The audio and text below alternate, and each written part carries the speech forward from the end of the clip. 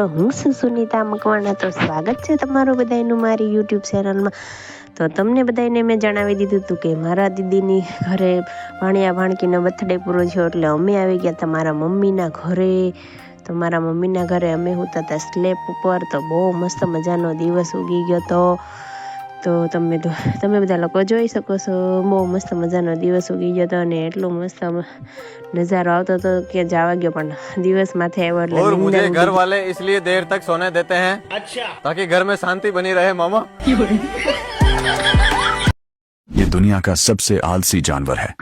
ये दिन में 20 से 22 घंटे सिर्फ सोता रहता है और उठने के बाद पेड़ों की कुछ पत्तियां खाकर वापस सो जाता है।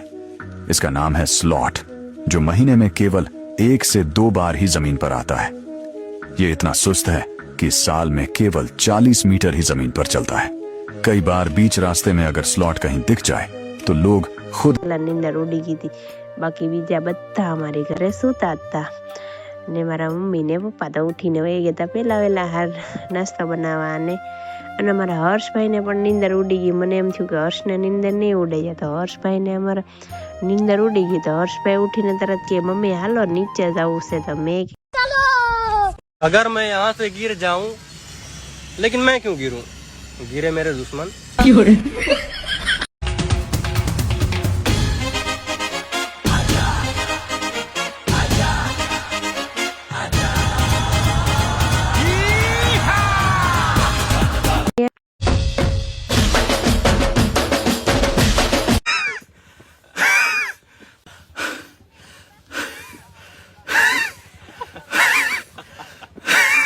પછી હું રહી ગઈ થોડીક પાછળ। તો પછી નીચે પછી બપોર પછી સુવાનું હોય તો પછી મને એમ થયું કે લાય પછી હું પણ થોડોક આમ થોડું વિડીયો ઉતારી લઉં અને જોઈ લઉં। મેં કીધું નીચે હું હાલે છે, મને એમ થયું શાકભાજીની લારીઓ આવી ગઈ છે કે હું જોયું તે ના કે મને એમ થયું કી બાજુ છે લારીઓ આ બોલે છે શાકભાજી વાળો કેટલા વાગી ગયા છે, પણ અમારી ત્યાં 8 વાગે ત્યાં શાકભાજી વાળા આવી જાય, ક્યારેક 8:30, ક્યારેક કચરા વાળા કચરો લેવા વાળા। એટલે પછી હું ચારે બાજુ મેં જોઈ લીધું, ત્યાં તો કોઈ નહોતું। પછી હાલો પછી મેં બધા ઓશિકા લઈને હવે જાઉં છું હું નીચે, કેમ કે ઓશિકા બપોરે શું હોય એટલે જોઈએ। તો મેં ધોઈ નાખ્યું મસ્ત મજાનું મોઢું અને પછી અમારા હર્ષભાઈ હું નીચે આવી ગયા તો એના દાદા એને નાસ્તો કરાવવા મળ્યા હતા। એને ભાખરી અમારા હર્ષભાઈને ઉઠાવે જોઈ, તો હું પણ અહીંયા રસોડામાં આવી ગઈ। તો પછી ત્યાં મારા મમ્મી બનાવતા હતા ભાખરી અને મારી દીદી रे बाबा ऐसा रोने का नहीं, तेरे को भूख लगा है ले खा ગરમ ભાખરી અને હું બેસીને ખાવા મળી હતી। પછી મારા પપ્પા અને મારી બેનના ઘરવાળા બે ગપસપ કરવા માંડ્યા, હાલો વાતું સીતું કરે છે હવે। અને પછી હું આવી ગઈ પાછી ધાબા ઉપર। પછી મેં કીધું કામ તો કાંઈ ખૂટે એમ નથી, કેમ કે પેટનો ખાડો પુરાઈ ગયો એટલે તો ઘડીક તો કામ કરવું જ પડશે। તો ચાલો પછી મારા મમ્મીએ ધોઈ નાખ્યા હતા કપડાં। તો પછી મેં કીધું લાવો હું ઘડીક સ્લેબ ઉપર આટો મારતી આવું। અને અમારા હર્ષભાઈને છે ને સ્લેબ ઉપર બહુ ગમે, એટલે હર્ષભાઈ કે મારે આવવું છે। તો હર્ષ પછી મારે હારવાર આવ્યો અને મેં પછી ઘડીક પોરો ખાઈ લીધો, કેમ કે દાદરો ચડવામાં વાર લાગી બહુ અને થાકી ગઈ બહુ। તમારા હર્ષભાઈ પણ થાકી જાય કે મમ્મી હું પણ થાકી ગયો। તો પછી મેં એને એમ કીધું હાલ બેસી જા ખોળામાં ઘડીક, એવું છે। તો પછી અમે પાછા આવી ગયા નીચે અને પછી પડી ગયું ઘડીકમાં તો બપોર અને જમવાનો થઈ ગયો ટાઈમ। તો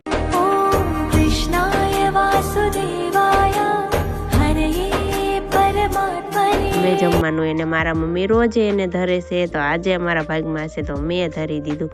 અને અહીંયા બધા બેઠી ગયા હતા જમવા, મારા બે ભાઈઓ અને મારા પપ્પા અને પછી હું। તો હાલો હવે અમે બેસી જઈ જમવા, કેમ કે મને લાગી ગઈ છે ભૂખ।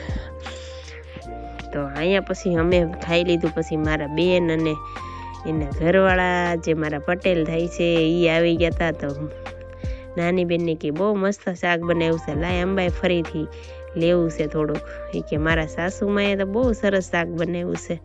તો એને પણ ખાઈ લીધું અને પછી આજે એને જમીને જવાનું હતું એના તો મારી દીદીને જવાનું હતું એના એને સુરત તો ઈ રહેશે સુરત, તો ઈ એના માટે ઠેલો પેક કરવા મળી હતી. પછી એને અત્યારે જવાનું નથી, એને સાંજેની બસ એને ટિકિટ લખાવેલી છે, તો એને રાતે જવાનું છે. તો પછી અમે બપોર વચ્ચે કપડાં લઈ આવ્યા. તો મારા મમ્મી અને હું અને મારી બેન ત્રણેય હકેલવા માંડ્યા. અમે કીધું લાવો થોડા કપડાં હકેલ નાખવી, બહુ ઝાઝા હતા એટલે. તો અમે કીધું નાની બેનને કહું તું આરામ કર, તારે તો આજે વહી જવાનું છે કે ના ના એવું કાંઈ ન હોય આરામનું. તો અમે કીધું લાવો હું પણ હકેલવા મળું ઘડીક. તો અમે લઈ લીધા કપડાં થોડાક હાથમાં અને ઘા પછી અમે સકેલવા માંડ્યા જલ્દી અને પછી આવ્યા હર્ષભાઈના દોસ્તારો. તો પછી હર્ષભાઈ ઘડીક રમવામાં લાગ્યા હતા. એને તો પણ છે ને છોકરા આવે એટલે એને નીચે ક્યાંય રમવું જ ન હોય, એ તરત એમ કે મારે જવું છે ઉપર. તો આ છે મારી ભત્રીજું, મારા ભાઈની છોકરીઓ. તો પછી અમારા હર્ષભાઈને લઈ જાય છે એની ઘરે. કે હાલો આપણે સ્લેબ ઉપર રમવા નથી જવું, તું મારી ઘરે હાલ આટો મારવા. એ કે પછી મારા ભાઈની ઘરે આટો મારવા લઈ ગયા અમારા હર્ષભાઈને. અને હું અને મારા મમ્મી તમે બધા જોઈ શકો છો, અમે બધા લઈએ એક ટેબલ, લાંબુ મોટું બધું ટેબલ તમે બધા જોયું. પછી એના નાના આવી ગયા હતા. તો એ કે એ તો પછી આવે એટલે હર્ષભાઈ અમારે ક્યાંય ઊભા ન રહે, કેમ કે એ ગાડીમાં સીધા આટો મારવા લઈને જ વયા જાય. પછી એ કામેથી આવ્યા અને હર્ષના દાદા એટલે તરત જ તેની આટો મારવા. એ કે હાલો હર્ષ કેમ ગયો, એટલે હર્ષભાઈ સીધા તૈયાર થઈને એના નાના સાથે ગાડીમાં બેસી ગયા, કેમ કે એને લઈ જાય આટો મારવા. અને હું અને મારી બેન પછી અમે બે છે ને આજે ખાઈ લીધા ભૂંગળા, કેમ કે મને છે ને આ તીખા ભૂંગળા ને મને બહુ જ ભાવે છે, બહુ મસ્ત ટેસ્ટ. અમે બેઠા હતા તો અમે બે ખાઈ લીધા ભૂંગળા ઘડીક. મને બહુ જ ભાવે છે. અને પછી મારી બેનને થઈ ગયું જવાનું ટાણું. 6:30 ની બસ હતી, 7 વાગ્યાની કેમ. તો પછી 6:30 ઘરેથી નીકળવું પડે એમ હતું. તો પછી મારા મમ્મી એને વળાવવા માંડ્યા હતા. તો એને નીકળવાનું હતું સુરત. તો એ રહેશે મારી બેન નાની છે એ સુરત. તો પછી એ જાય છે તો મારા પપ્પા એને મૂકવા જાય છે ને મારા મમ્મી એને વળાવે છે ને હું પણ. તો પછી હાલ હવે સુનિતા વિલિયમ થઈ ગયા એકલા અને હાવ થઈ ગયા નવરા. તો હવે પાછા એને અમારા હર્ષભાઈને દાદા પાછું ખવડાવવાનું કામ કરવા માંડ્યું. પછી મારા મમ્મીની ઘરે આવું એટલે મારે કાંઈ ઉપાધિ હોય જ નહીં હર્ષભાઈની. પછી એના દાદા એને ખવડાવી. પછી અમારા હર્ષભાઈને તો હથવારો હતો, પણ મને એકલાને હાવ કંટાળો આવતો હતો, કેમ કે મારી બેન નાની વહી ગઈ હતી ને મારે સથવારો